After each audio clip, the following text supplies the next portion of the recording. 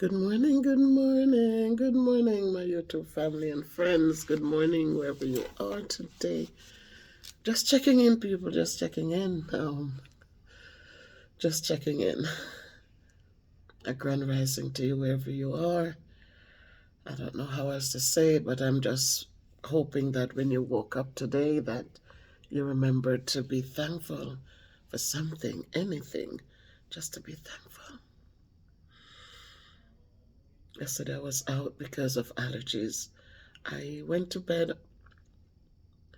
on Monday night. I walked home and I went to bed and I was able to inhale and I was good until bedtime. I got in my room and got ready and I got into bed and all of a sudden I just felt so clogged up. I was able to inhale, but to push the air back out, my it was a fight. And I'm breathing in my mouth and I'm trying to exhale through my mouth and I laid down and had to get up. I didn't get sleep. I think I got like an hour and a half sleep. I was just up every time I lay down to fall asleep. It just wouldn't happen. So I ended up with so little sleep that at 4 something I was putting in my day off. At 4 something I was putting in my day off. And so I know it was the pollen because on my walk home I could feel that it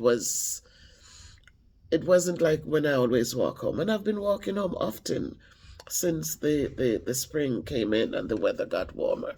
I've been walking home. And so I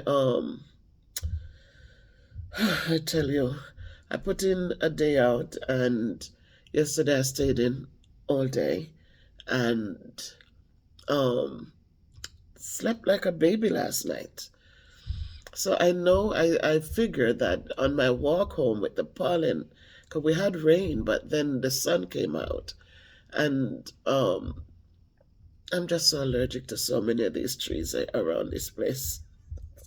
And then my daughter, we're texting, and my daughter was just saying, during our vacation time, I didn't have one issue. And then here I come back, and it is so hard, the pollen, man. The trees here that I wasn't used to, and whatever it is, there's just something. So then you start thinking, really, really, do you just sit around here because of the salary as I get older and it's looking towards retirement age and all of that? But I still have maybe a good, maybe 10 years left to work. And then you think, do you just sit here and work out the 10 and go through these things, the cold winter, the ice during the winter, and the pollen during the spring? Or do you just pack up and go home? But then you pack up and you go home and you are free to some point, but then you never know when the next person is going to feel um, entitled to take what you have, and sometimes don't even leave you with your life, but take your life as well. You have to think about these things, and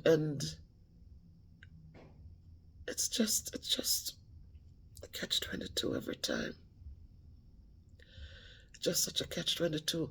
You're looking at the properties out there and the millions, the multi-millions, and yeah, 3-bedroom house, but then you have a 4-bedroom house here, which, yeah, you think of whatever, 300,000, whatever you think your value is, but the homes there are not as equipped as the ones here, because when you look at the sizes but then you could do so much, plant a little thing here, plant a little there.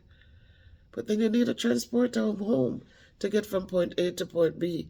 When we were home and just was able to move at our own will, it was good.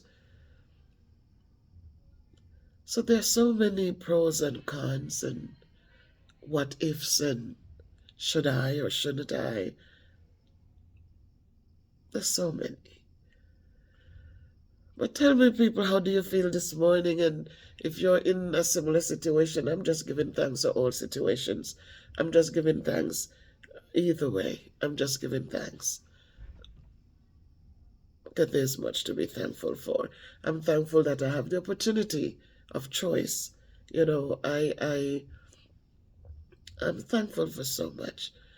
So I'm just giving a shout out to all of you where you are, and just to ask you, how does it, do you struggle with the pollen?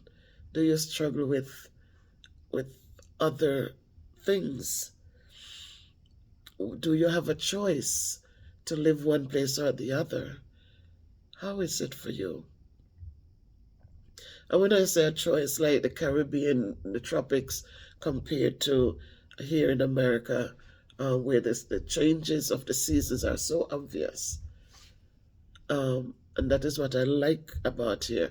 Apart from being able to work and to, you know, and to just live, compared to even if when you work hard, the salaries are not able. You cannot maintain a decent lifestyle with the salaries that they're paying in the Caribbean islands. So I was just here thinking, guys, I'm just here, I'm on prep. We just had a code red. Code red means that if we had a situation of a person, a shooter, or somebody comes in who is angry and there's threat to the children or to the staff, then they would call a code red. So you have to lock down everything. You cannot have your phone on where it might ring. You cover any glass section that somebody outside can peek in and see that you're in here. The kids have to be put in a safe space so that nobody could look through the windows and see them. And you have to be very quiet. And we had some new training where instead of just hiding, they're teaching us how to block our doors or tie them. Well, the tying didn't work, but to grab a weapon. Don't just sit and wait for somebody to just come and take you out. Give yourselves a fair chance. And so grab something that you could hit somebody or, do something to help yourself. Put up a fight. Don't just sit and let them slaughter you like animals. So this went well. I don't know, for me, like, I didn't have the kids with me. So it's a different setting. If the kids were with me, then you could have seen how the kids would react, because you hear code red and everybody gets, it's a different situation when you have children, and to protect, because you want them to get home back safely to their parents. So every day, guys, you get up, just lift up all the teachers around the world who are responsible for people's children, 10, 15, 20. Some people in New York have 27, 30 kids that they're responsible for on a daily basis. And that's why sometimes I speak up about the teaching, how teachers are treated, because you look at all of these things, all these factors. As an educator, you come in, it's not just you sitting and teaching, but it's you there making sure that the kids come in and you can spot if abuse and neglect is happening to them. You have to make sure if somebody comes in, in a tirade or however they come in with the intention of hurting, that you have to protect these little ones. And so that's why I said, parents, teach your kids to be decent and kind and loving and respectful. Because teachers do a lot for your children, for how much hours they have them each day, 8 hours or more. So teach them to be loving and kind, so that our work is not so, that we make us love our work. Make us love working with your children. Make us love it, man. Don't make us run away from it and swear that we'll never walk in another classroom. Let us enjoy what we do, because it's a lot that we have to do every single day. We take them out for recess. We have to be aware of our surroundings to make sure that we can get them in the building safely, just in case. So every step of the way, We dismiss them in the evenings. We want to make sure they're picked up. We make sure they're on the buses. We make sure that they're walking home safely. If we see there's a fight going to happen, we have to jump in to make sure that your children get home safely to you. So you show us kindness so your children can show us kindness. Speak positives about your teachers. Glorify your teachers. Let your children know that your teachers are important. And so they too can hold us in high regards. It's not hard, right? I know you're looking at me in my sleeveless, but look, it's a new day. Hear me, and just love yourself and love what you do and love who you are. And teach your children the same thing, all right? I know many of you do, but more of us need to be doing it. Just checking in, people. If you can't be good, be careful. Walk and do good. Like the video, share the videos, guys. Help me get to 2,500 subscribers. Help me. Join. Do a joining, guys. Like $1.99 now. Join the channel, guys, so that we can, as even though I get frustrated, but you guys know that I go above and beyond for my students. Right now, I got brought in craft sticks. I'm going to be doing some crafts with them. Also, you notice here, frozen drinks on them. You see, it's still frozen because those who got their drinks already, they are gone, and I'm waiting for the next group, and they'll come in, and a couple of them will get a frozen drink, and then it's 4 groups. So it's 4 of them, 2 kids from each group that will get a frozen drink.